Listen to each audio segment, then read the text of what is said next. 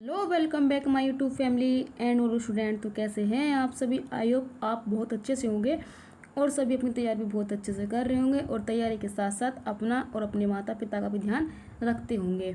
तो मैं आप सभी की दोस्त अभिलाषा राजपूत आप सभी का स्वागत करती हूँ आप सबके प्यारे यूट्यूब चैनल रिजल्ट तक पर। स्टूडेंट, अब हम तैयारी करने वाले हैं जीत की। तो जैसा कि आप सभी को पता है कि शाम के बज चुके हैं 6 और शाम के 6 बजे हम करते हैं यूपी पुलिस कांस्टेबल री एग्ज़ाम 2024। जो हमने आप सभी के साथ जो सीरीज चलाई है वो चलाई हमने घटना चक्र की। ये घटना चक्र ये काफ़ी फेमस सीरीज है जिसको हम टोहो सीरीज भी बोल देते हैं। और आपके लिए एक आज गुड न्यूज़ है कि आज टोहो सीरीज का ये 10वां सेट पेपर है।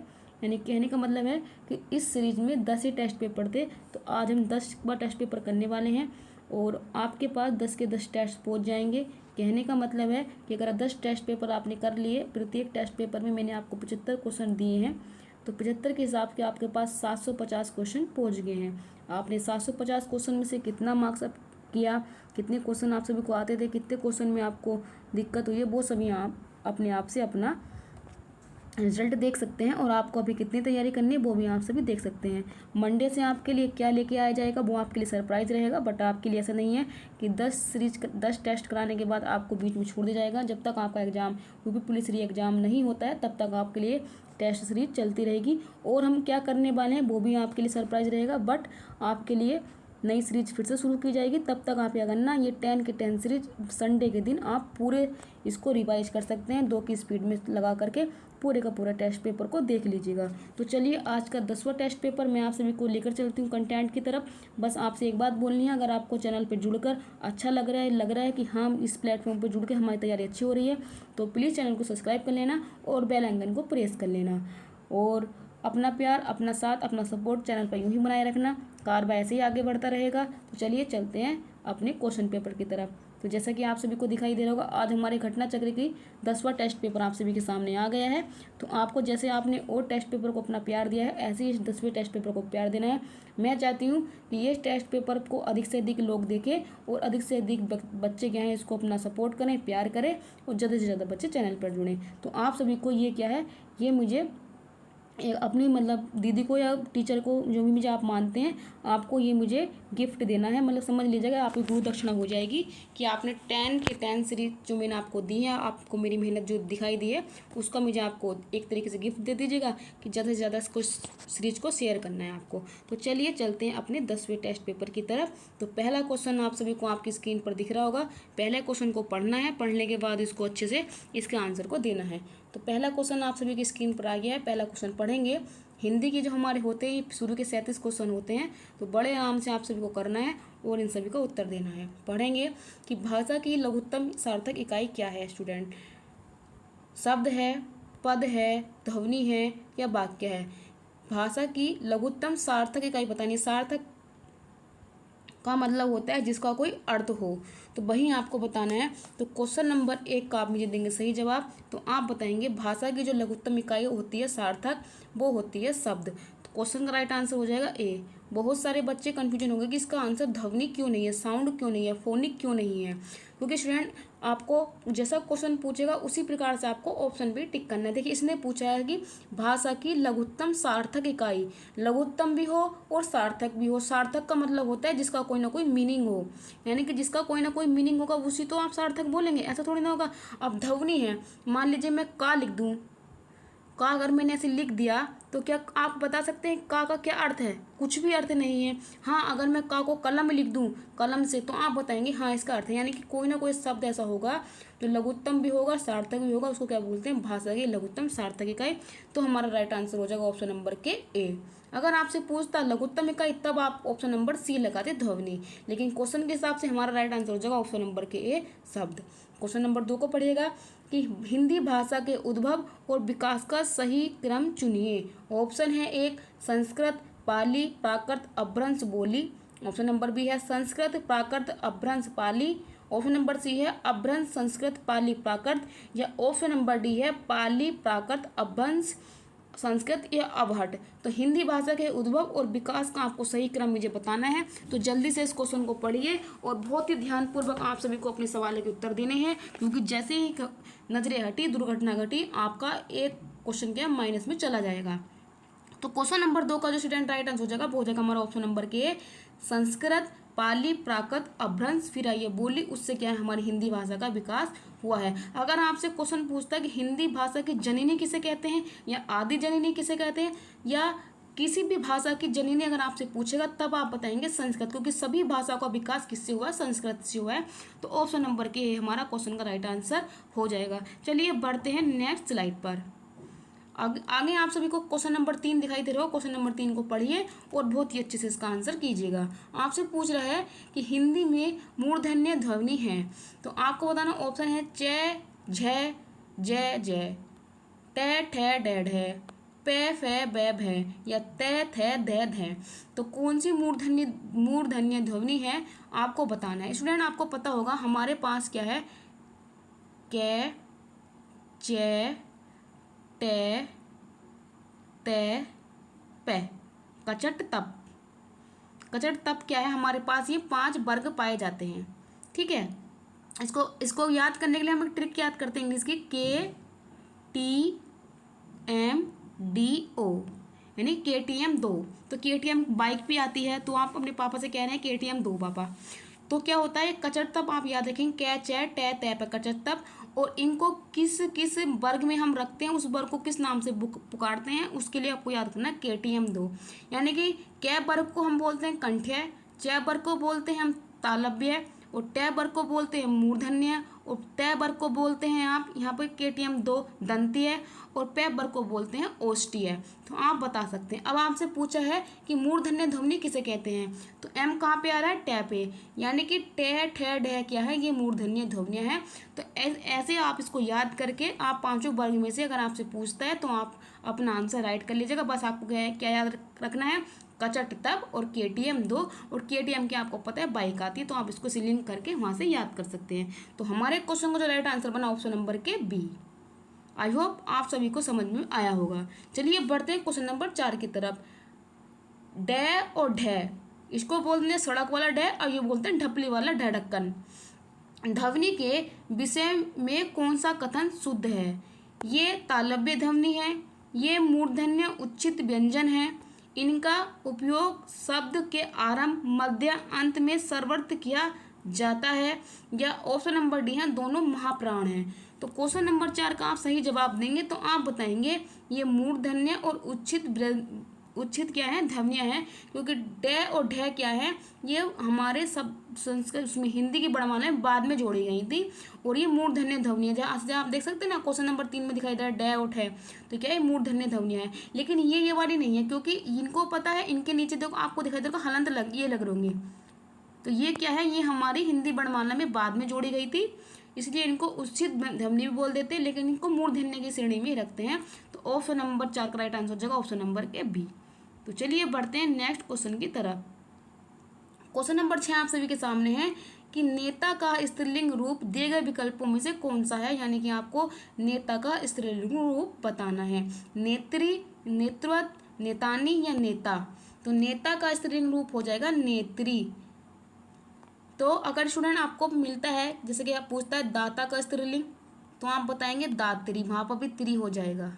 ठीक है, अगर आपको ऐसे पूछता है नेता का नेत्री, दाता का दात्री, तो जो ता होता है उसको हम त्री में बदल देते हैं। तो इसी प्रकार से नेता का जो स्त्रीलिंग रूप बनेगा वो बनेगा नेत्री, ऑप्शन नंबर के राइट आंसर। चलिए क्वेश्चन नंबर 7 रीड करते हैं। मैं चलती थी में मैं का बहुवचन क्या होगा, हम होगा, तुम होगा, बे होगा, सब होगा। तो मैं का आपको क्या है, पुल्लिंग बताना है, सॉरी पुल्लिंग नहीं, बहुवचन बताना है। तो आप दीजिएगा क्वेश्चन नंबर 7 का सही जवाब, तो आप बताएंगे मैं का जो बहुवचन हो जाएगा वो हो जाएगा हम। स्टूडेंट इसके लिए एक एग्जाम्पल भी हम मान लीजिए, जैसे कि आप कहीं जाते हैं अकेले, तो कहते हैं ना मम्मी मैं जा रहा हूँ, मम्मी मैं जा रहा हूँ, यानी कि मैं क्या है, एक वचन है। अगर समझ लीजिए जैसे कि आप और आपकी सिस्टर कहीं जा रहे हैं, तो आप बोलते हैं मम्मी हम जा रहे हैं, मम्मी हम बाजार जा रहे हैं, मम्मी हम घूमने जा रहे हैं। तो कहने का मतलब हो जाएगा हम जो हो जाएगा वो एक से अधिक के लिए यूज होता है, तो मैं का जो पर्यायवाची हो सॉरी बहुवचन हो जाएगा, तो आप बताएंगे वो हो जाएगा हम, ऑप्शन नंबर के राइट आंसर। आई होप आप सभी को बहुत अच्छे से समझ में भी आया होगा। बढ़ते हैं क्वेश्चन नंबर 8 की तरफ। क्वेश्चन नंबर 8 को पढ़िए, पढ़ने के बाद इसका आंसर तो क्वेश्चन नंबर 8 को आपने पढ़ लिया होगा। चलिए मैं भी पढ़ती हूँ, मैं भी इसका आंसर देखती हूँ क्या है, आप अपने आंसर को चेक कीजिएगा। निम्नलिखित शब्दों में से जो शब्द विशेषण नहीं है उसका उल्लेख कीजिए, यानी कि जो शब्द विशेषण नहीं है वही आपको बताना है। सज्जन, दुर्जन, सुकुमार या मानस। तो क्वेश्चन नंबर 8 का आप देंगे मुझे सही जवाब। तो क्वेश्चन नंबर 8 को पढ़िएगा और मुझे इसका आंसर दीजिएगा। तो देखिए, सज्जन पुरुष हो सकता है, यानी कि पुरुष की विशेषता क्या बता रहा है, सज्जन। दुर्जन व्यक्ति हो सकता है, दुर्जन महिला हो सकती है, कोई भी हो सकता है, नहीं दुर्जन का मतलब होता है कमजोर व्यक्ति, तो दुर्जन भी क्या है, विशेषण हो जाएगा। सुकुमार व्यक्ति यानी कि सुंदर जो कुमार होते हैं उसके लिए, मतलब कि मानस क्या है, मानव का ये संज्ञावाचक हो जाएगा। तो इसलिए हमारा विशेषण नहीं होगा ऑप्शन नंबर के डी। ऑप्शन नंबर के डी हमारे क्वेश्चन का राइट आंसर हो जाएगा कि मानस क्या है, विशेषण नहीं है। अगर आपको विशेष्य विशेषण की पहचान करनी हो तो जो शब्द दिए होते हैं उनको आप वाक्य प्रयोग करके देख लीजिएगा। अगर जो शब्द संज्ञा की विशेषता बताते हैं उनको हम विशेषण बोल देते हैं, और जो विशेषण होते हैं जो जिनकी विशेषता बताते हैं संज्ञा सर्वनाम की, उनको खुद की जो विशेषता बताई जाती है उनको हम विशेष्य बोल देते हैं। तो उस प्रकार से क्या है, अब आप अपने क्वेश्चन का आंसर निकाल सकते हैं। क्वेश्चन नंबर 9 की तरफ पढ़ेंगे। प्रतिदिन किस प्रकार का क्रिया विशेषण है, यानी कि प्रतिदिन जो हम शब्द में यूज करते हैं वो किस प्रकार की क्रिया विशेषण होती है, वही आपसे पूछ रहा है। रीतिवाचक है, परिणामवाचक है, स्थानवाचक है, कालवाचक है। तो क्वेश्चन नंबर 2 का सही जवाब दीजिएगा। तो आप बताएंगे जब प्रतिदिन है ये किस काम करने के समय को बता रहा है, यानी कि पिताजी प्रतिदिन अखबार पढ़ते हैं, माताजी प्रतिदिन रायता बनाती हैं, मैं प्रतिदिन विद्यालय जाता हूँ, बच्चे प्रतिदिन खेलते हैं। तो मतलब क्या है, प्रतिदिन का मतलब होता है कि समय की आइडेंटिफाई कर रहा है, तो समय के लिए क्या हो जाएगा, कालवाचक। ऑप्शन नंबर के डी राइट आंसर हो जाएगा। रीतिवाचक का होता है किसी के क्रिया करने की, जैसे कि घोड़ा तेज दौड़ता है, माता जी बहुत अच्छा खाना बनाती हैं। स्थान का मतलब हो जाएगा कि मतलब जो प्लेस का, यानी कि जहाँ पर स्थान का प्रयोग किया जाए वहाँ स्थान हो जाएगा। परिणामवाचक का मतलब हो जाएगा किसी चीज़ को नापने तोलने के लिए प्रयोग किया जाता है, तो वहाँ पर क्या है, परिणामवाचक क्रिया विशेषण होता है। लेकिन प्रतिदिन पूछा है तो हमारे राइट आंसर हो जाएगा कालवाचक। चलिए बढ़ेगा नेक्स्ट क्वेश्चन की तरफ। नेक्स्ट क्वेश्चन नंबर 10 आप सभी के सामने फिर से आ गया है। क्वेश्चन को रीड करना है और बहुत ही ध्यानपूर्वक अपने क्वेश्चन का आंसर करते चलना है। निम्नलिखित वाक्यों में अकर्मक क्रियार्थक वाक्य है, यानी कि जिसमें अकर्मक क्रिया का प्रयोग हुआ है वही आपको बताना है। ऑप्शन नंबर 1 है बूंद बूंद से घड़ा भर जाता है। ऑप्शन नंबर बी है इस टब को पानी से भर दो। ऑप्शन नंबर सी है माँ बेटे को खाना खिला रही है। या ऑप्शन नंबर डी है चाचा जी ने मुझे पत्र लिखा। तो क्वेश्चन नंबर 10 का आप मुझे दीजिएगा सही जवाब। तो आप बताएंगे क्वेश्चन नंबर 10 में दीदी जो राइट आंसर हो जाएगा वो हो जाएगा बूंद बूंद से घड़ा भरता है, यानी कि ऑप्शन नंबर के हमारे क्वेश्चन का राइट आंसर हो जाएगा स्टूडेंट। देखिए, बूंद बूंद से टब को किससे भर दो, पानी से भर दो, यानी कि यहाँ पर क्या है, सकर्मक क्रिया। माता माँ बेटे को खाना खिला रही, यहाँ पर सकर्मक क्रिया, कुछ ना कुछ तो खिला ही रही होंगी ना। चाचा जी ने मुझे पत्र लिखा, यानी पत्र में कुछ ना कुछ लिखा होगा, कुछ ना कुछ तो लिखा ही होगा।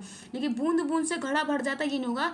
हाँ, क्या अगर कोई होता कि रमा घड़ा भरती है तब वहाँ पर क्या जाता, सकर्मक क्रिया होती। तो यहाँ पर क्या है, ये अकर्मक क्रिया है, इसलिए क्या है, बूंद बूंद से घड़ा भरता, यही हमारे क्वेश्चन का राइट आंसर हो जाएगा। चलिए बढ़ते हैं क्वेश्चन नंबर 11 की तरफ। माँ ने बाजार से कपड़ा खरीदा। रेखांकित वाक्य में कारक बताइए कौन सा कारक है। कर्ता कारक है, करण कारक है, कर्म कारक है या अधिकरण कारक है। माँ ने बाजार से कपड़ा खरीदा या माँ के द्वारा बाजार से कपड़ा खरीदा गया। तो माँ ने कपड़ा खरीदा, कर्ता ने कर्म को करण से। तो क्वेश्चन नंबर 11 का दीजिएगा सही जवाब। तो इसमें पता क्या होगा, इसमें आप बोलेंगे इस तो इसमें से आ रहा है तो से का मतलब तो करण कारक हो जाएगा, लेकिन इसमें करण कारक नहीं होगा। माँ ने बाजार से कपड़ा खरीदा, कर्ता ने कर्म को, यानी बाजार के द्वारा माँ से कपड़ा खरीदा गया है। तो क्वेश्चन नंबर 11 का जो स्टूडेंट राइट आंसर बनेगा वो बनेगा कर्म कारक। इसलिए क्वेश्चन को बहुत ध्यान से पढ़ना है, आपको से को देखते हुए करण कारक पे नहीं मानना है, वरना तो आपका क्वेश्चन गलत हो जाएगा। ऑप्शन नंबर की सी हमारे क्वेश्चन का राइट आंसर होगा स्टूडेंट। चलिए बढ़ते हैं नेक्स्ट क्वेश्चन की तरफ। क्वेश्चन नंबर 12 आप सभी के सामने फिर से आ गया है। वह आई हो तो मेरी चिट्ठी उसे दे देना। स्टूडेंट ये क्वेश्चन मैंने आपको पहले जो हमारे 9 प्रीवियस ईयर क्वेश्चन पेपर मैंने आपको डिस्कस किए हैं उसमें ये सवाल आया था। कहने का मतलब है कि ये क्वेश्चन भी एग्जाम में रिपीट हुआ होगा, जो हमारी टेस्ट सीरीज में भी रिपीट हुआ है। क्वेश्चन के ऑप्शन दिए हैं, संदिग्ध वर्तमान काल है, संभाव्य वर्तमान काल है, या तात्कालिक वर्तमान काल है, या इसमें सामान्य वर्तमान काल है, तो वह आई हो तो मेरी चिट्ठी उसे दे देना। तो इसमें वाक्य में कौन सा काल प्रयुक्त हुआ है वही आपको बताना है। तो क्वेश्चन नंबर 12 का दीजिएगा सही जवाब। तो आप बताएंगे संभाव्य वर्तमान काल है, क्योंकि वह आई हो तो यानी कि उसके आने या ना आने का कोई कंफर्म नहीं है कि वह आई होगी, और उन्होंने बोला है कि वह आई हो तो उसे मैं चिट्ठी दे देना। ऑप्शन नंबर के बी राइट आंसर हो जाएगा हमारे 12 आंसर का। चलते हैं 13 आंसर की तरफ। निम्नलिखित में से कौन सा भाव वाच्य का उदाहरण है, यानी कि आपको पता होगा वाच्य 3 प्रकार के होते हैं, कर्तरी वाच्य, कर्म वाच्य और भाव वाच्य। कभी कभी आपसे भी पूछ लेता है कि वाच्य कितने प्रकार के होते हैं, तब भी आप बताएंगे 3 प्रकार के। लेकिन हमसे पूछ रहा है कि भाव वाच्य का उदाहरण पूछ रहा है, एग्जाम्पल पूछ रहा है। चलिए ऑप्शन रीड करते हैं। मैंने पुस्तक पढ़ी, पुस्तक पढ़ी जाती है, आम खाया जाता है, धूप में चला नहीं जाता, यानी कि धूप में चला नहीं जाता, यही क्या हो जाएगा भाववाचक हो जाएगी। शब्द वाक्य को पढ़ने के बाद ही आपको लगेगा कि यहाँ पर क्या है भाव उत्पन्न हो रहा है कि धूप में चला नहीं जाता। ऑप्शन नंबर के डी हमारे क्वेश्चन का स्टूडेंट राइट आंसर हो जाएगा। और आपने बहुत अच्छे से पढ़ा होगा और काफ़ी इसको समझ के आया भी होगा। तो चलिए बढ़ते हैं नेक्स्ट स्लाइड की तरफ। आई होप आप सभी को क्वेश्चन का जो लेवल अच्छा लग रहा होगा। इतने हार्ड क्वेश्चन नहीं है, मुझे लगता है कि आप सारे के सारे क्वेश्चन अभी तक बना पा रहे होंगे। मुझे लगता है कि आपको एक क्वेश्चन में दिक्कत होगी, जो ये था कि माँ ने बाजार से कपड़े खरीदे, वरना तो सॉरी आपने बना लिए होंगे। चलिए क्वेश्चन नंबर 14 की तरफ बढ़ गए हैं। आह आप आ गए वाक्य में आह शब्द क्या है, संज्ञा है, सर्वनाम है, अव्यय है या विशेषण है। तो बताइए क्वेश्चन नंबर 14 का राइट आंसर क्या होगा। तो आप बताएंगे दीदी क्वेश्चन नंबर 11 का जो सही आंसर है वो ऑप्शन नंबर के बी, क्योंकि आह क्या है एक अव्यय शब्द है। अगर आपसे पूछता कि आह आप आगे यह किस प्रकार का वाक्य है, तो आप बताते कि विस्मय बोधक वाक्य है, क्योंकि आपको पता होगा कि विस्मय बोधक वाक्य का जो चिन्ह होता है उसको ये बोल देते हैं। इसलिए अगर आपसे पूछता कौन सा वाक्य है तो आप बता दें विस्मय बोधक वाक्य है। और आपको पता होगा जितने भी विस्मय बोधक वाक्य होते हैं वे सभी अव्यय की श्रेणी में आते हैं, क्योंकि अव्यय कितने प्रकार का होते हैं, अव्यय 4 प्रकार के होते हैं। इसीलिए आपको क्या है क्वेश्चन को घुमा के पूछा गया है, तो आपको घूमना नहीं है। अगर आपको अव्यय के प्रकार में कौन सा वाक्य पूछता तब आप बताते कि यहाँ पर विस्मय बोधक वाक्य है। लेकिन अब आपसे पूछा गया कि आह शब्द क्या है, तो आपने बता दिया अव्यय वाक्य है, अव्यय शब्द है। तो आपको हर प्रकार से क्वेश्चन को टैकल करने के लिए तैयार रहना है, चाहे फुल टॉस आए, चाहे बाउंसर आए, चाहे यॉर्कर आए। आपको हर प्रकार से, चाहे लॉन्ग बॉल दे, चाहे शॉर्ट बॉल दे, चाहे कैसी भी तरह की बॉल डालें, आपको हर बॉल पे चौका छक्का मारना है और बहुत ही आराम से क्या है आपको मैच जीत कर अपना ले जाना है। इस बार सिलेक्शन पक्का कर लेना है। चलिए क्वेश्चन नंबर 15 की तरफ बढ़ते हैं। निम्नलिखित में से गीध का तत्सम रूप कौन सा है, गर्दभ है, ग्रंथि है, ग्रद है या गंध है। तो गीध का तत्सम रूप आपको बताना है। तो क्वेश्चन नंबर 15 का दीजिएगा सही जवाब। तो आप बताएंगे जो गीध का तत्सम होता है वो होता है ग्रद। ऑप्शन नंबर के सी राइट आंसर। कभी कभी आपसे ये भी पूछ लेता है कि ग्रद किस प्रकार से लिखा जाता है, तो आपको याद करना है किस में गै में रीरी वाला रह निकलेगा और धै में क्या है रै भी निकलेगा पाई वाला। तो आप इसको भी याद कीजिएगा। तो क्वेश्चन नंबर 15 का हमारा राइट आंसर हो जाएगा ऑप्शन नंबर के सी। ये हमारे क्वेश्चन के राइट आंसर हो जाएंगे। अगर आपसे पूछेगा कि गर्दभ किसका तत्सम है, तो आप बताएंगे गधा का है। अगर आपसे पूछा ग्रंथि किसका है, तो आप बताएंगे गांठ का है। और गंध किसका हो जाएगा, महक का। तो चारों ऑप्शन मैंने आप सभी के सामने डिस्कस कर दिए हैं। आपको बहुत अच्छा लगा होगा, समझ में भी आया होगा। बढ़ते हैं अपने नेक्स्ट स्लाइड की तरफ। क्वेश्चन नंबर 16 आप सभी के सामने फिर से आ गया है कि निम्नलिखित में तद्भव शब्द पहचानिए। पहले आपसे तत्सम पूछा था, अब आपसे तद्भव पूछ रहा है। अग्नि है, पुष्प है, शलाका है या चौदह है। तो तद्भव शब्द आपसे पूछ रहा है, तो अग्नि का हो जाएगा आग, पुष्प का हो जाएगा फूल, या शलाका का आप मुझे बताएंगे शलाका का क्या होगा। लेकिन तद्भव शब्द हो जाएगा हमारा 14, क्योंकि 14 को आप लिखते होंगे 14 करके इसको कुछ लिखा जाता है। तो 14 हमारा क्या है तद्भव है। क्वेश्चन नंबर 16 का स्टूडेंट जो राइट आंसर है ऑप्शन नंबर के डी। तो आप ये हो गया हमारा सही जवाब। और शलाका को क्या बोलते हैं, सलाई। ठीक है, तो ये हमारा राइट आंसर बनेगा ऑप्शन नंबर के डी। बढ़ते हैं क्वेश्चन नंबर 17 की तरफ। पक्षी शब्द का पर्यायवाची आपको बताना है, यानी कि इसका क्या है आपको पर्यायवाची शब्द बताने हैं। अंकुश कहते हैं, अंशु को बोलते हैं, द्विज बोलते हैं, वरुण बोलते हैं, तरुण बोलते हैं। तो पक्षी का पर्यायवाची हो जाएगा द्विज। द्विज का मतलब होता है जिसका जन्म 2 बार हो। कैसे, एक बार तो चिड़िया के द्वारा और एक बार ये अपने अंडे से स्वयं निकलता है। तो पक्षी का जन्म 2 बार होता है, एक बार अंडे से, एक बार में माँ के गर्भ से। तो क्वेश्चन नंबर 17 का जो राइट आंसर जो ऑप्शन नंबर के बी, आपको पता होगा दांत का भी पर्यायवाची द्विज होता है। तो द्विज को पता हम क्या अनेकार्थी शब्द में भी यूज कर लेते हैं, क्योंकि एक बार दांत हमारे दूध के दांत निकलते हैं, और जब हम क्या बोलते हैं, जब हमारे दांत हम बड़े हो जाते हैं तो आपको पता होगा दूध के जो हमारे 20 दांत होते हैं, किसी किसी को तो 20 पूरे के पूरे टूटते हैं, किसी के नहीं टूटते। तो कहते हैं ना कि हमारे जो दोबारा दांत आते हैं उन दांतों की संख्या कितनी होती है, तो 20 दांत हमारे फिर से जमते हैं। तो आपको पता होगा दांत को भी क्या है, हम द्विज बोल देते हैं। तो आप ये भी याद रखिएगा। क्वेश्चन नंबर 17 का जो राइट आंसर बनेगा ऑप्शन नंबर के बी। चलिए बढ़ते हैं अपनी नेक्स्ट स्लाइड पर। क्वेश्चन नंबर 18 आप सभी के सामने आ गया है। अपसरण का विलोम आपसे पूछ रहा है, एंटोनिम पूछ रहा है अपसरण का, जल्दी से जवाब दीजिएगा। अभिसरण है, अवसरण है, सरण है या उपसरण है। तो अपसरण का सही आंसर बीज बताइएगा। तो क्वेश्चन नंबर 18 का स्टूडेंट जो राइट आंसर होगा वो हो जाएगा अभिसरण। अपसरण का पर्यायवाची हो जाए, विलोम शब्द हो जाएगा एंटोनियम। ऑप्शन नंबर के ए अभिसरण हमारे क्वेश्चन का राइट आंसर। क्वेश्चन नंबर 19 पढ़ेंगे कि निम्नलिखित में से असंगत यानी गलत विलोम शब्द युग्म कौन सा है। यानी कि जो असंगत है मतलब गलत विलोम युग्म है।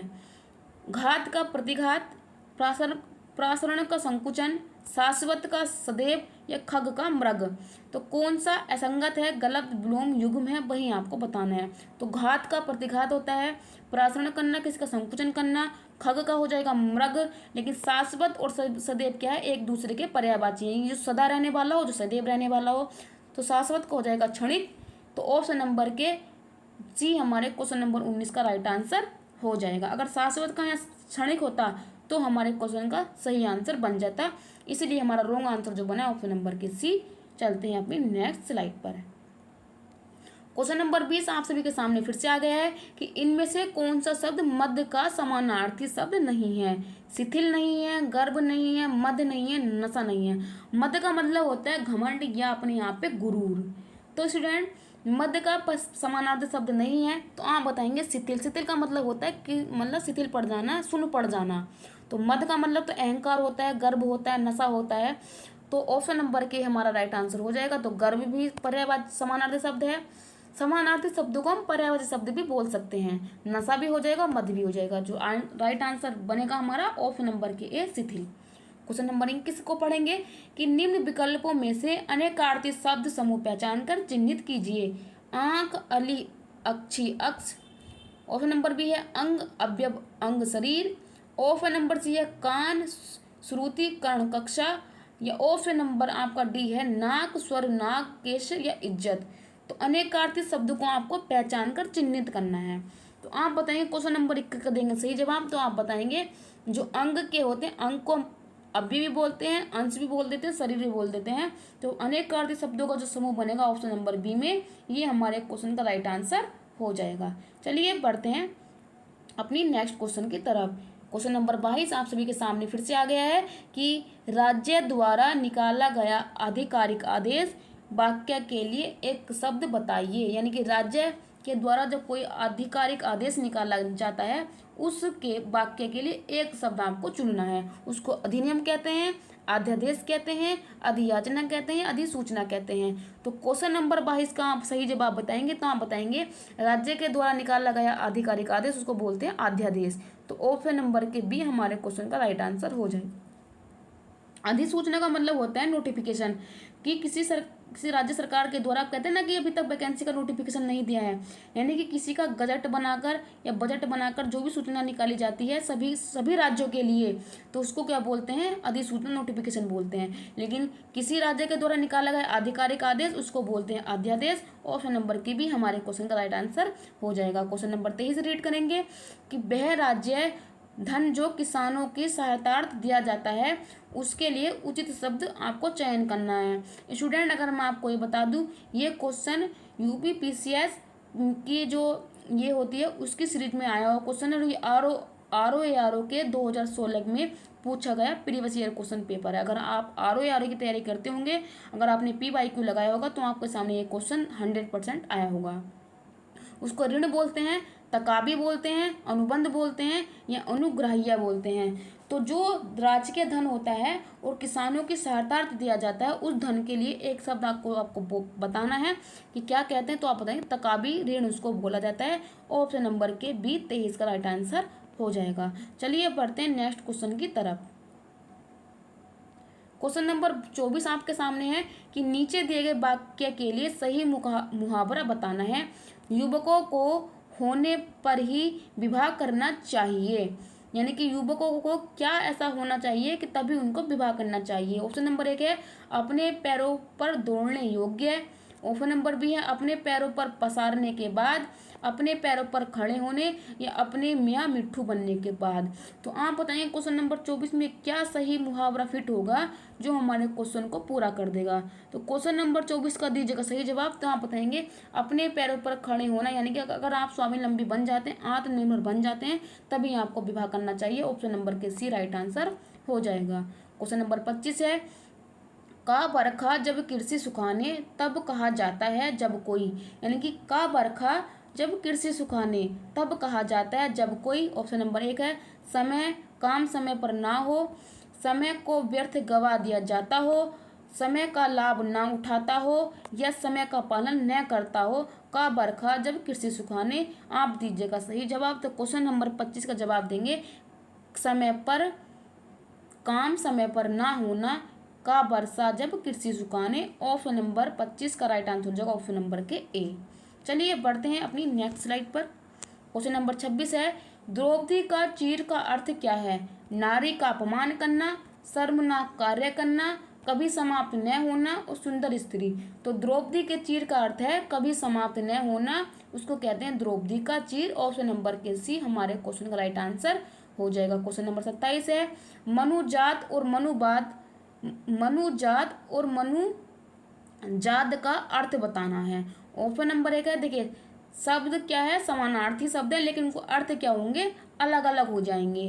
वहीं आपसे पूछ रहा है मनुष्य जात और राक्षस, मनुष्य जात या मर्यादा, मनुष्य जात राक्षस, मनुष्य जाट और मर्यादा। तो मनुजात और मनुजात का आपको अर्थ बताना है। तो क्वेश्चन नंबर 27 का कीजिएगा राइट आंसर। तो आप बताएंगे मनुजात का मतलब होता है मानव और मनुजात का मतलब होता है राक्षस। ऑप्शन नंबर के सी हमारे क्वेश्चन का राइट आंसर है। चलिए बढ़ते हैं नेक्स्ट स्लाइड पर। तो क्वेश्चन नंबर 28 आप सभी के सामने है परिक्रमा में उपसर्ग है। स्टूडेंट उपसर्ग और प्रत्यय इनका कोई अपना स्वतंत्र अर्थ नहीं होता है। ये वाक्य में आगे और पीछे लगकर वाक्य की परिभाषा को चेंज कर देते हैं, उसका अर्थ परिवर्तन करते हैं, लेकिन ये स्वतंत्र रूप से इनका कोई अर्थ नहीं होता है।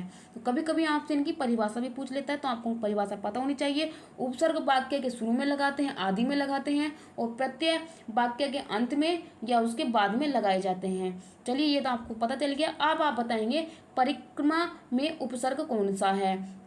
आ है, पे है, पर है या परी है।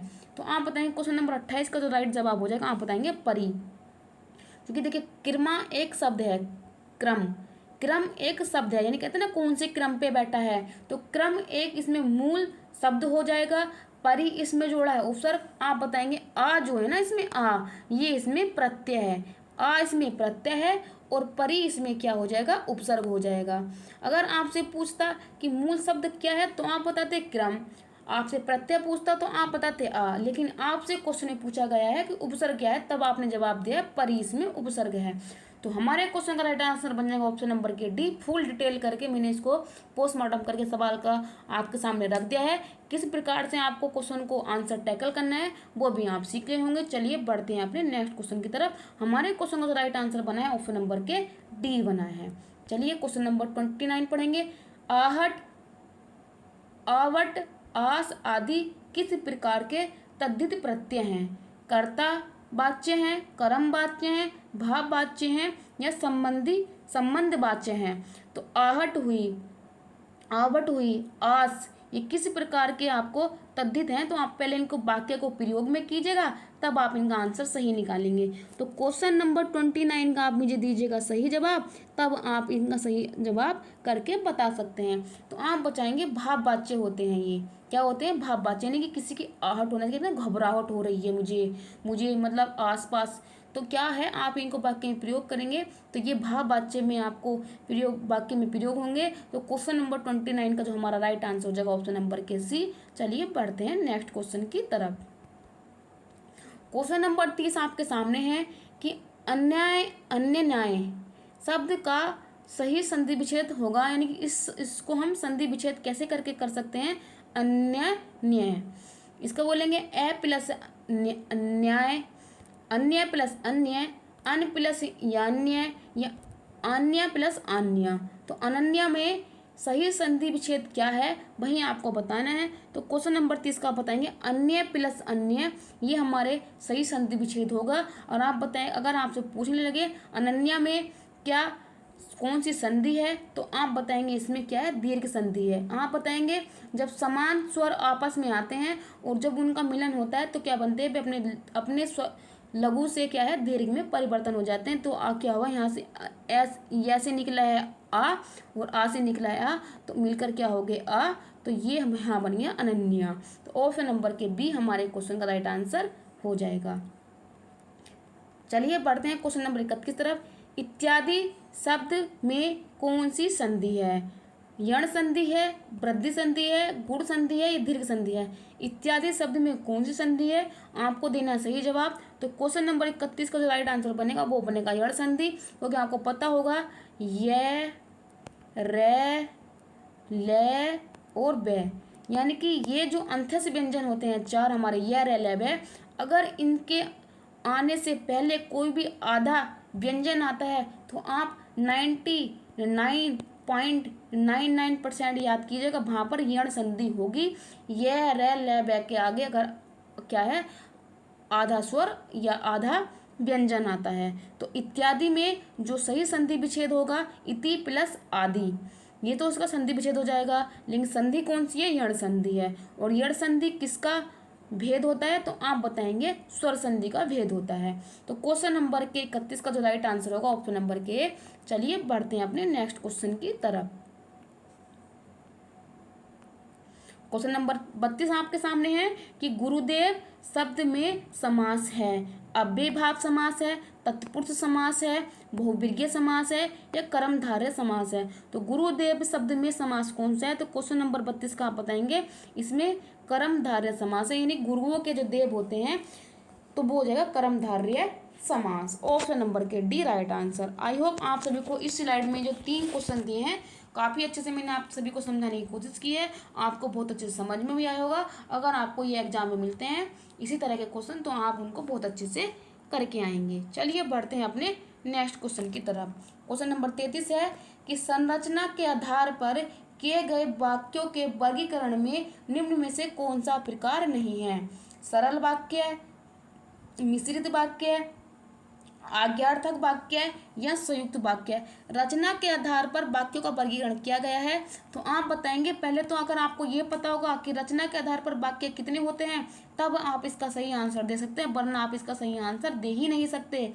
तो आप बताएंगे दीदी रचना के आधार पर वाक्य हमारे 3 प्रकार के होते हैं, सरल वाक्य, संयुक्त वाक्य और मिश्र वाक्य। लेकिन आज्ञार्थक वाक्य तो हमने पढ़ा ही नहीं है कि सरल वाक्य में होते हैं। तो क्वेश्चन नंबर 33 का जो राइट आंसर बनेगा आप बताएंगे सी हमारे क्वेश्चन का राइट आंसर बन जाएगा। इसलिए कहते हैं कि आप पहले थ्योरी पढ़िए, थ्योरी करने के बाद आप क्वेश्चन की प्रैक्टिस कीजिए, आप यकीन मानिएगा आप सारे क्वेश्चन बहुत अच्छे से बना कर ले जाएंगे। लेकिन शर्त यह है कि आपने अपनी थ्योरी बहुत ही सॉलिड तरीके से पढ़ी हो, बहुत ही अच्छे कंटेंट के साथ पढ़ी हो, तभी आप अपने क्वेश्चन को बनाकर ले जा सकते हैं। तो क्वेश्चन नंबर 33 का जो हमारा राइट आंसर बना है आप बताएंगे ये हो जाएगा हमारा सी। अगर आपसे ये सवाल पूछता कि निम्नलिखित में से जो वाक्यों का वर्गीकरण किया, अगर आपसे पूछता कि अर्थ के आधार पर इनमें से कौन सा प्रकार है वाक्य का, तब आप बताते आज्ञार्थक वाक्य, क्योंकि आपको पता होगा अर्थ के आधार पर वाक्य 8 प्रकार के होते हैं, जिनमें से एक प्रकार का वाक्य आज्ञार्थक वाक्य भी होता है। लेकिन संरचना के आधार पर कितने होते हैं 3, और अर्थ के आधार पर होते हैं 8। तो आपको दोनों का सवाल का आंसर आना चाहिए, संरचना के आधार पर 3 और अर्थ के आधार पर 8। तो चलिए ये मैंने आपको बता दिया, आप उनको याद कीजिएगा। लेकिन हमारे क्वेश्चन का जो आंसर है वो बनेगा सी, आज्ञार्थक वाक्य। क्वेश्चन नंबर 34 आपके सामने है कि इनमें से त्रुटिपूर्ण वाक्य या वाक्यांश है। ऑप्शन नंबर ए है हमारी दुग्धशाला में शुद्ध गाय का घी बिकता है। ऑप्शन नंबर बी है मिलावट सिद्ध करने पर। ऑप्शन नंबर सी है 5,000 रुपये का पुरस्कार प्राप्त करे, या ऑप्शन नंबर डी है कोई त्रुटि नहीं है। तो क्वेश्चन नंबर 34 का आप मुझे दीजिएगा सही जवाब। तो क्वेश्चन नंबर 34 का जो हमारा सही जवाब बनेगा आप बताएंगे, हमारी दुग्धशाला में शुद्ध देसी घी बिकता है, किसका? गाय का, यानी शुद्ध गाय का नहीं, शुद्ध घी गाय का। तो यहाँ पर क्या है, वाक्य में जो इसका फॉर्मेशन है वो गलत है। तो ऑप्शन नंबर 34 का जो राइट आंसर बनेगा ऑप्शन नंबर के ए, ये हमारा राइट आंसर हो जाएगा। चलिए बढ़ते हैं नेक्स्ट पर। क्वेश्चन नंबर 35 आप सभी के सामने है कि निम्नलिखित में से आपको शुद्ध बरतने वाला शब्द चुनना है। उच्च श्रृंखला शब्द को 4 प्रकार से दिखाई दिया है, कौन सा शब्द सही से लिखा जाता है वहीं आप मुझे जवाब दीजिएगा। तो क्वेश्चन नंबर 35 का कौन सा ऑप्शन बनेगा जहाँ पर उच्च श्रृंखला जो है सही लिखा हुआ है। तो क्वेश्चन नंबर 35 का आप जवाब देंगे, उच्च श्रृंखला जो लिखा जाता है वो ऑप्शन नंबर डी में जिस प्रकार से लिखा है उस प्रकार से लिखा जाता है। ऊ बनता है, ऊ के बाद आधा च बनेगा, छः बनेगा, छः में रीरी निकलेगा और खल हो जाएगा, यानी कि ऑप्शन नंबर के डी उस श्रृंखला सही शब्द लिखा हुआ है। अगर आपसे एग्जाम में पूछा जाता है तो आप इसको टिक करके आइएगा।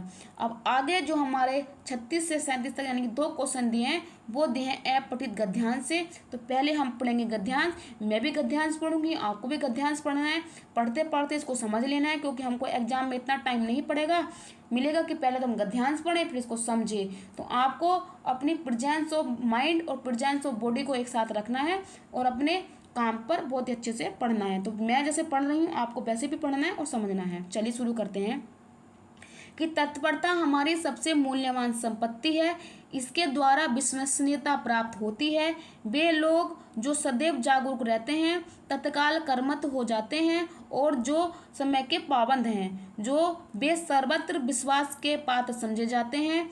वे मालिक जो स्वयं कार्य कार्य कार्य पर तत्पर होते हैं, अपने कर्मचारियों के लिए प्रेरणा का स्रोत बनते हैं और जो काम की उपेक्षा करने वाले लोगों के लिए अंकुश का काम करते हैं, वे अनुशासन का साधन भी बनते हैं। इसी प्रकार अपनी प्रतियोगिताओं और सफलताओं में अभिवृद्धि करने के लिए साथ साथ वे एक दूसरों को उपयोगिता और सफलता के साधन भी बनते हैं। एक आलस व्यक्ति हमेशा अपने कार्य को भविष्य पर स्थगित कर जाता है, वह समय से पिछड़ता जाता है। इस प्रकार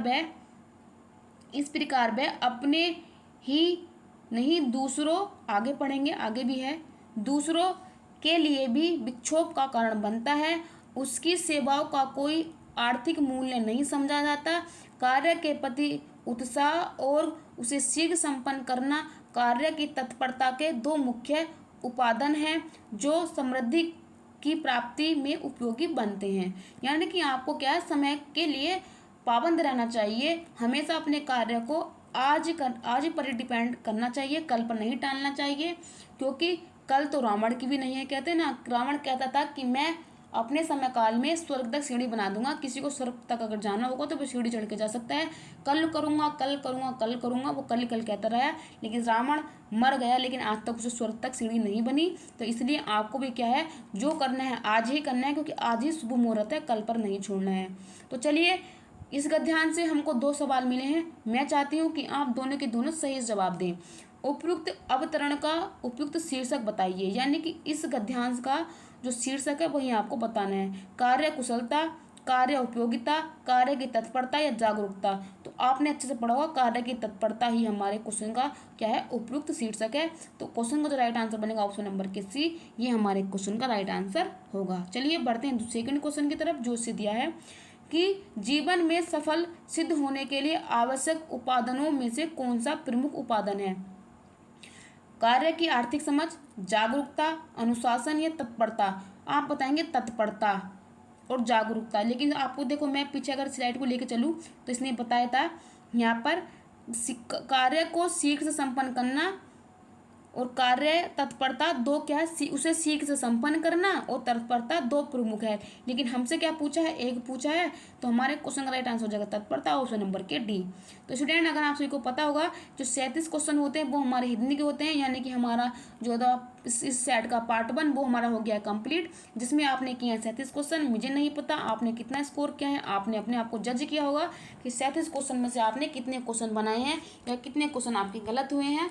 तो चलिए ये तो मेरा पार्ट 1 कंप्लीट हो गया, आप सबका भी कंप्लीट हो गया। हमारी 10th जो घटना चक्र की टो सीरीज था उसके 10वें पार्ट का पार्ट 1 कंप्लीट हो गया है। बढ़ते हैं अपने हम अगले पार्ट 2 की तरफ। पार्ट 2 में हम जो करेंगे वो सामान्य अध्ययन के सवाल करेंगे। 38 से लेकर 75 तक जो सवाल होंगे आपको यूपी पुलिस से जो ये टेस्ट पेपर है, यानी कि यूपी स्पेशल, करंट अफेयर और जीके स्टैटिक को मिला करके जितना भी कंटेंट बनता है 38 से लेकर 75 तक आपको सवाल मिलेंगे। आई होप आप सभी पार्ट 2 के लिए तैयार होंगे। तो क्वेश्चन नंबर 38 आप सभी के स्क्रीन पर दिखाई दे रहा होगा। क्वेश्चन को पढ़िएगा और पढ़ने के बाद इसका आंसर दीजिएगा। नवंबर 2023 में भारतीय राष्ट्रीय भुगतान निगम एनपीसीआई ने किसे यूपीआई सेफ्टी एम्बेसडर नियुक्त किया गया है? तो आप बताएंगे राजकुमार राव को, आयुष्मान खुराना को, पंकज त्रिपाठी को या अक्षय कुमार को।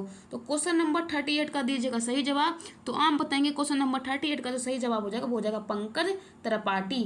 तो ऑप्शन नंबर के सी हमारा राइट आंसर हो जाएगा, और option number C Pankaj Tripathi हमारे क्वेश्चन का राइट आंसर है। और मिर्जापुर जो वेब सीरीज बनी थी वो पंकज त्रिपाठी को ही बनाई गई थी। तो चलिए इन्होंने मुख्य किरदार की भूमिका निभाई थी। तो क्वेश्चन नंबर जो 38 का राइट आंसर बनेगा पंकज त्रिपाठी, ऑप्शन नंबर के सी। क्वेश्चन नंबर 39 है, निम्नलिखित में से कौन सा सही सुमेलित है? बखीरा वन्यजीव अभ्यारण्य उन्नाव में है, ओखला पक्षी अभ्यारण्य ललितपुर में है, सांडी पक्षी अभ्यारण्य हरदोई में है, और महावीर स्वामी वन्यजीव अभ्यारण्य बस्ती में है। तो कौन सा सही सुमेलित है? क्वेश्चन नंबर 39 जो यूपी स्पेशल से है आप देंगे इसका सही जवाब। तो आप बताएंगे सांडी पक्षी अभ्यारण्य कहाँ है? हरदोई में है, ऑप्शन नंबर के सी हमारा राइट आंसर हो जाएगा। अगर आप पूछेंगे कि बखीरा पक्षी अभ्यारण्य कहाँ है तो आप बताएंगे संत कबीर नगर में, ओखला पक्षी अभ्यारण्य कहाँ है आपको मिलेगा ग्रेटर नोएडा में, और महावीर स्वामी वन्यजीव अभ्यारण्य मिलेगा आपको एटा में। तो क्या इनके आंसर हो सकते हैं? चारों ऑप्शन मैंने आपके सामने क्लियर कर दिए हैं, लेकिन हमारे क्वेश्चन का जो राइट आंसर बनेगा वो बनेगा सांडी पक्षी अभ्यारण्य हरदोई, ऑप्शन नंबर के सी राइट आंसर। क्वेश्चन नंबर 40 आता है कि उत्तर प्रदेश में सर्वाधिक लंबी नहर प्रणाली कौन सी है? ऊपरी गंगा नहर है, शारदा नहर है, केन नहर है, घग्गर नहर है। तो उत्तर प्रदेश की सर्वाधिक जो लंबी नहर प्रणाली है वो कौन सी नहर पर बनी हुई है? क्वेश्चन नंबर 40 का सही जवाब दीजिएगा। तो आप बताएंगे शारदा नहर जो है उत्तर प्रदेश की सर्वाधिक लंबी प्रणाली नहर है।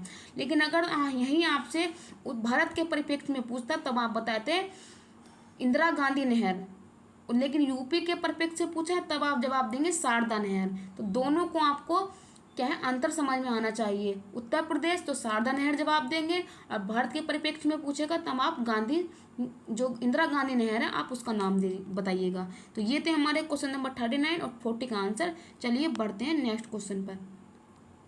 क्वेश्चन नंबर 41 है कि उत्तर प्रदेश में तेल शोधक कारखाना स्थित है कहाँ पर? आप बताएंगे मुरादाबाद में है, मिर्जापुर में है, कानपुर में है या मथुरा में है। तो आपको पता होगा उत्तर प्रदेश की जो तेल रिफाइनरी है वो कहाँ है? हमारे मथुरा में लगी हुई है, और ये है क्वेश्चन नंबर, और ये मथुरा में है, ऑप्शन नंबर के डी राइट आंसर हो जाएगा।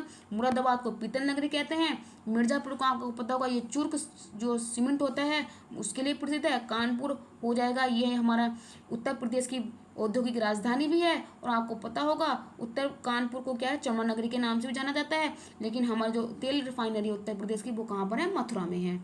क्वेश्चन नंबर 42 की तरफ बढ़ते हैं। भारत का पहला ई बेस्ड इको पार्क कहाँ पर स्थापित किया जाएगा? बेंगलुरु में, पुणे में, नई दिल्ली में, इंदौर में। तो ई बेस्ड इको पार्क कहाँ पर बनेगा? क्वेश्चन नंबर 42 का दीजिएगा सही जवाब। तो आप बताएंगे बनेगा नई दिल्ली में, ऑप्शन नंबर के सी हमारे क्वेश्चन का राइट आंसर हो जाएगा।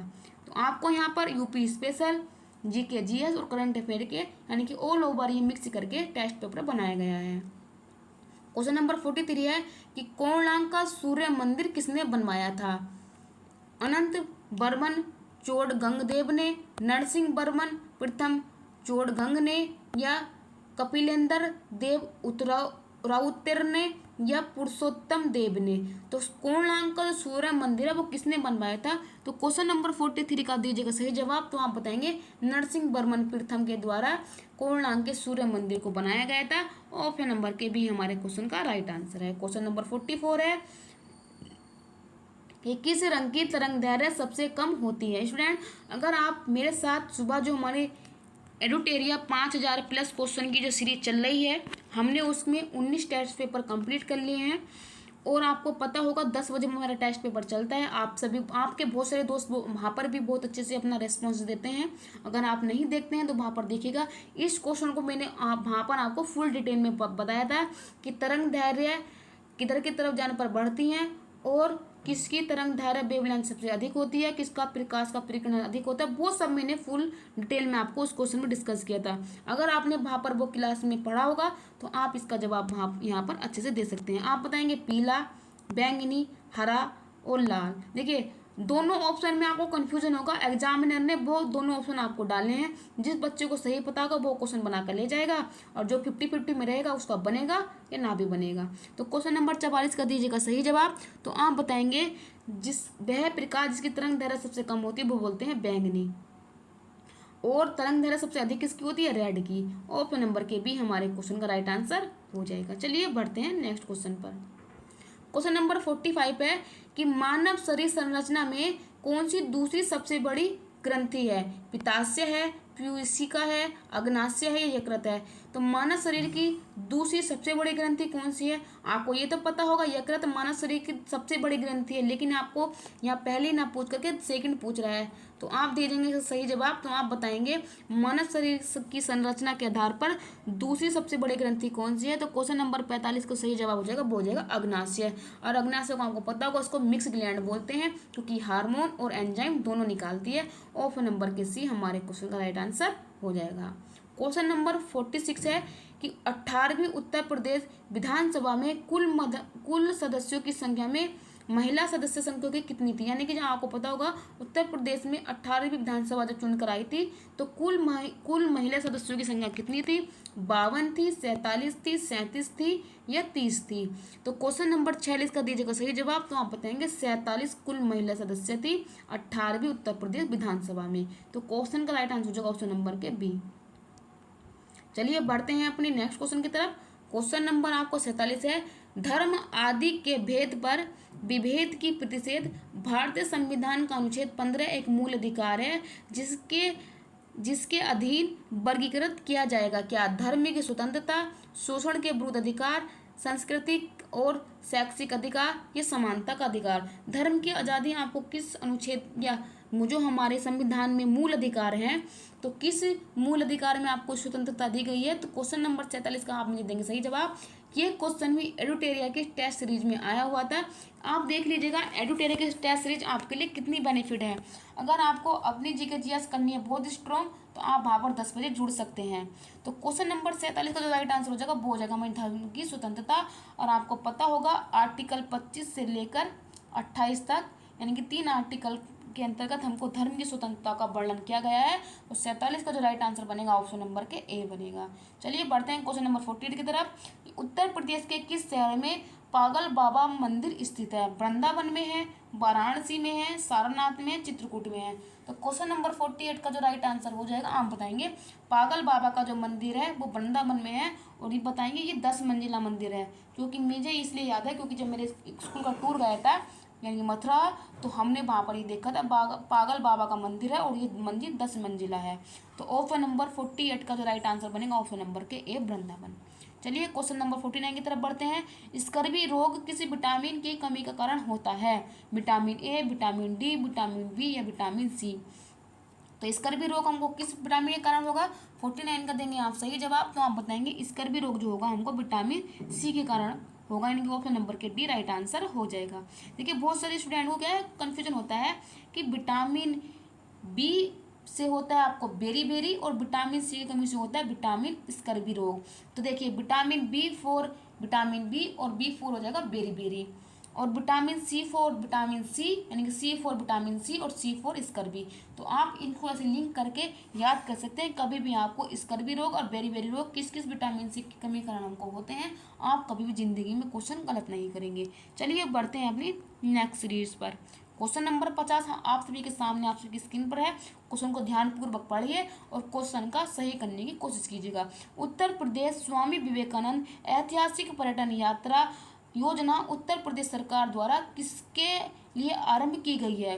यानी कि स्वामी विवेकानंद ऐतिहासिक पर्यटन यात्रा योजना किसके लिए आरंभ की गई है? बुजुर्गों के लिए, महिलाओं के लिए, युवाओं के लिए या मजदूरों के लिए? तो क्वेश्चन नंबर 50 का देंगे आप सही जवाब। आप बताएंगे यह मजदूरों के लिए शुरू की गई है स्वामी विवेकानंद ऐतिहासिक पर्यटन यात्रा योजना। ऑप्शन नंबर के D right answer. Question number 51 है कि निम्नलिखित अंगों में से कौन सा अंग पित्त रस का स्राव करता है? हृदय करता है, मस्तिष्क करता है, गुर्दा करता है, यकृत करता है? तो आप बताएंगे जो हमारा बाइल जूस जहाँ से हमारा श्रावण होता है यानी कि क्या निकलता है, आप बताएंगे यकृत। ऑप्शन नंबर के डी क्वेश्चन नंबर 51 का सही जवाब है। चलिए बढ़ते हैं नेक्स्ट क्वेश्चन की तरफ। क्वेश्चन नंबर 52 आप सभी के सामने है कि चालुक्य वंश का सबसे महान शासक कौन था? विक्रमादित्य, मंगलेश, पुलकेशिन द्वितीय या पुलकेशिन प्रथम? तो चालुक्य वंश का सबसे महान शासक कौन सा था? तो क्वेश्चन नंबर 52 का आप बताएंगे सही जवाब। तो आप बताएंगे क्वेश्चन नंबर 52 का सही जवाब हो जाएगा पुलकेशिन द्वितीय। और आपको पता होगा हर्षवर्धन को पुलकेशिन द्वितीय ने हराया था। और ये इसका वर्णन कौन से अभिलेख में? तो एलोल अभिलेख जो है वो पुलकेशिन द्वितीय का है। इसमें ही वर्णन है कि पुलकेशिन द्वितीय ने क्या है, हर्षवर्धन को हराया था। ऑप्शन नंबर के सी राइट आंसर। क्वेश्चन नंबर 53 की तरफ बढ़ेंगे कि उत्तर प्रदेश में होली के त्योहार पर लठमार होली मनाई जाती है? बरसाना में, वृंदावन में, मथुरा में और गोकुल में? तो कहाँ पर लठमार होली होती है? तो आप बताएंगे बरसाना में। देखिए स्टूडेंट, आप इसको कैसे याद कर सकते हैं? लठमार होली यानी कि लठ को बरसाना, कहते हैं ना कितने लठ बरस रहे हैं, मतलब एक जो देहाती लैंग्वेज में कहते हैं ना कितने लठ बरसा रही है, कितने लठ बरस रहे हैं, तो बरसने का मतलब हो जाएगा बरसाना। तो ऑप्शन नंबर ए हमारे क्वेश्चन का राइट आंसर हो जाएगा। लिंक कराने का मतलब यह है कि आप भूलेंगे नहीं सवाल को। क्वेश्चन नंबर 54 है कि राज्य के खर्च पर हज की व्यवस्था कराने वाला भारत का पहला भारतीय शासक कौन था? यानी कि राज्य के खर्च पर आपके हज की यात्रा की व्यवस्था करवाई गई थी? अलाउद्दीन खिलजी, फिरोज शाह तुगलक, अकबर या औरंगजेब? तो क्वेश्चन नंबर 54 का दीजिएगा सही जवाब। तो फिरोज शाह तुगलक के द्वारा यह व्यवस्था की गई थी कि राज्य के खर्च पर हज की यात्रा की व्यवस्था की गई थी फिरोज शाह तुगलक के द्वारा। चलिए क्वेश्चन नंबर 55 है कि बांग्लादेश की स्थापना किस वर्ष हुई थी? 1971 में, 1972 में, 1973 में, 1970 में? तो क्वेश्चन नंबर 55 का सही जवाब हो जाएगा, आप बताएंगे 1971 में बांग्लादेश की स्थापना की गई थी। मुक्ति मोर्चा वाहिनी कहाँ की थी? बांग्लादेश की। चलिए क्वेश्चन नंबर 56 है कि निम्न में से कौन सा राष्ट्रीय उद्यान अभ्यारण्य राजस्थान में नहीं है? रणथंभौर राष्ट्रीय उद्यान, सरिस्का राष्ट्रीय उद्यान, जैसलमेर राष्ट्रीय उद्यान या राजाजी राष्ट्रीय उद्यान? तो आप बताएंगे राजस्थान में कौन सा नहीं है? तो आप बताएंगे राजाजी राष्ट्रीय उद्यान, क्योंकि आपको पता होगा राजाजी राष्ट्रीय उद्यान कहाँ है? उत्तराखंड, भारत के यूके में। ऑप्शन नंबर के D right answer. Question number 53 है कि उत्तर प्रदेश दिवस कब बनाया जाता है? 18 अप्रैल को, 24 मार्च को, 24 जनवरी को या 25 दिसंबर को? तो उत्तर प्रदेश दिवस जो मनाया जाता है वो मनाया जाता है 24 जनवरी को। अगर आपसे क्वेश्चन में ये पूछ लिए कि 24 जनवरी को उत्तर प्रदेश दिवस कब से मनाना आरंभ हुआ है, तब आप इसका जवाब देंगे 2018 से। ठीक है स्टूडेंट, तो आपको हर प्रकार से अपने इस क्वेश्चन का जवाब देना आना चाहिए। चलिए बढ़ते हैं नेक्स्ट क्वेश्चन की तरफ। इसको कर देती हूँ मैं रब। क्वेश्चन नंबर आपका 58 है कि निम्नलिखित में से किसके पास भारतीय सुरक्षा बलों का सर्वोच्च कमान प्राप्त है? भारत के प्रधानमंत्री को, भारत के रक्षा मंत्री को या भारत के केंद्रीय मंत्रिपरिषद को या भारत के राष्ट्रपति को? तो आपको पता होगा भारतीय जो तीनों सेनाएं होती है जल, थल और नेवी की, इसका सर्वोच्च सेनापति कौन सा होता है? तो आप बताएंगे भारत का राष्ट्रपति सर्वोच्च सेनापति होता है। ऑप्शन नंबर के डी राइट आंसर हो जाएगा। 59 पर चलेंगे कि लोकसभा आयोजित करने के लिए अपेक्षित गण पूर्ति कोरम क्या होना चाहिए? तो आप बताएंगे क्वेश्चन नंबर 59 का सही जवाब 1/6, 1/8, 1/10 या 1/5। तो आप बताएंगे 1/10 सदस्य होने चाहिए, यानी कि उस लोकसभा के कुल सदस्यों का 1/10 जब तक व्यक्ति लोकसभा या राज्यसभा, विधानसभा, विधान परिषद में उपस्थित नहीं होंगे तो आप क्या है कार्यवाही शुरू नहीं कर सकते। ऑप्शन नंबर के सी राइट आंसर हो जाएगा। यानी कि मिनिमम आपको 1/10 सदस्य चाहिए ही चाहिए। क्वेश्चन नंबर 60 है कि उत्तर प्रदेश में प्रथम विकलांग विश्वविद्यालय स्थापित किया गया है। लखनऊ में, चित्रकूट में, कानपुर में, बांदा में। तो प्रथम विकलांग विश्वविद्यालय कहाँ पर स्थापित किया गया है? तो आप बताएंगे कानपुर में। ऑप्शन नंबर के सी हमारे क्वेश्चन का राइट आंसर हो जाएगा। क्वेश्चन नंबर 61 है कि उत्तर प्रदेश में कुल स्मार्ट सिटी योजना में सम्मिलित जिले हैं। यानी कि आपको पता होगा स्मार्ट सिटी की योजना चली थी तो उत्तर प्रदेश से कितने जिले शामिल किए गए थे? तो क्वेश्चन नंबर 61 के ऑप्शन है 12, 11, 10, 9। तो क्वेश्चन नंबर 61 का जो राइट आंसर हो जाएगा 12, यानी कुल 12 जिलों को शामिल किया गया था स्मार्ट योजना के तहत। क्वेश्चन नंबर 62 पर चलेंगे कि भारत में किसके सुझावों पर सरकार द्वारा कृषि फसलों का न्यूनतम समर्थन मूल्य MSP जारी किया जाता है, मिनिमम सपोर्ट प्राइस? आप बताएंगे भारतीय रिजर्व बैंक के द्वारा, नाबार्ड बैंक के द्वारा। लगता है इसके दो ऑप्शन पीछे की तरफ चले गए हैं। भारतीय खाद्य निगम के द्वारा, फूड कॉरपोरेशन हो जाएगा फूड, या है कृषि लागत और मूल्य आयोग CACP। तो आप बताएंगे CACP के द्वारा क्या है कृषि फसलों की क्या है MSP जारी की जाती है। 22 फसलों की हम MSP करते हैं और एक फसल जो गन्ना होती है उसकी हम FRP करते हैं। ये भी क्वेश्चन जो है हमारी एडुटेरिया की टेस्ट सीरीज में आया हुआ है। कहने का मतलब जितने भी जीके जैसे क्वेश्चन आपको यहाँ पर मिल रहे हैं ना, वो सभी के सब हम एडुटेरिया में डिस्कस कर चुके हैं। जो बच्चे प्रतिदिन 10 बजे जुड़ते होंगे वे सभी इन क्वेश्चन को बनाकर अच्छे से लेकर जा रहे होंगे। तो क्वेश्चन नंबर 62 का जो राइट आंसर बनेगा आप याद करेंगे। क्वेश्चन नंबर 62 का जो हमारा सही जवाब है ऑप्शन नंबर के D CACP जारी करती, जिसकी स्थापना 1965 में हुई थी। चलिए बढ़ते हैं नेक्स्ट पर। नेक्स्ट आपके सामने है 63वां क्वेश्चन कि उत्तर प्रदेश के बजट 2023-24 में मुख्यमंत्री कन्या सुमंगल योजना के लिए कितनी राशि का प्रावधान किया गया था? ऑप्शन नंबर 1 है 950 करोड़ रुपया, 650 करोड़ रुपया, 850 करोड़ रुपया या 1050 करोड़ रुपया।